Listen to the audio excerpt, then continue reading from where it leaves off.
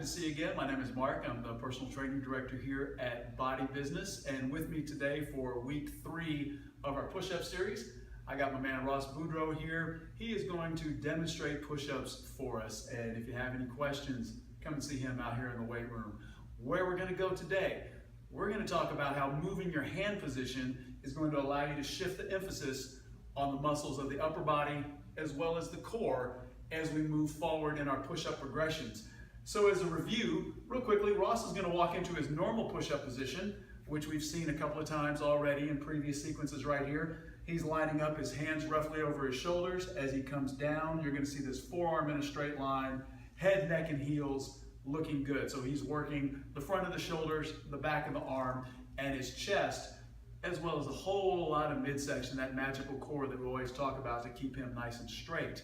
Now, if I want him to change what's happening with the hand position, one of the easy things we can do with Ross is have him walk his hands in just a little bit into what we might call a narrow grip, or what some of you might know as a tricep push-up. And so now as he drops, he's going to let his elbows move back a little bit towards his hips and come right back up. Let's have you do 2 more of those there, Ross, so everybody can see him. And so right away, what's going to happen is he's going to shift a little bit more of that emphasis to the tricep, which is the back of the arm. Now, it's nothing magical about a cutoff point of where his hands are, but what's happening is as his hands get closer together, his arms have a longer range of motion to work through, and that is actually the job or the function of that tricep muscle, is to straighten that arm out. So the longer he has to straighten his arm out, the harder he has to work. All right, take just a second, take a break there.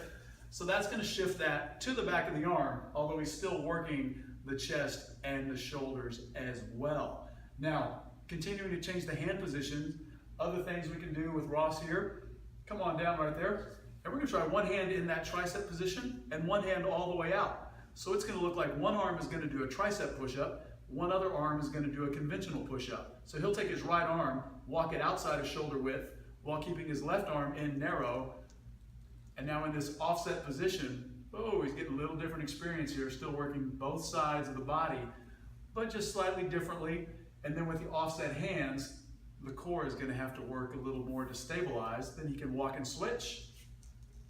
And what you'll find is even that walking motion is going to be a big part of that exercise. I know some of you guys are watching the Olympics right now, right there, moving spot to spot, just like on the pommel horse or the floor exercise, and we give him a 10 most of the time when he does that. But you know, that's our score system. Now, continuing to move the arms around from a standard position, another step up that we can do with Ross is just have him lose an arm, so to speak. So he's going to start in his strongest base, and then as he comes up from the push-up, just lift one arm. He can start with a short lever right here, so he's just lifting the elbow, which again is going to take him into that core and the obliques, having to stay stable. But look what's happening over here. This is a lot of weight-bearing work here, guys. He's putting a lot of that body weight onto that one arm.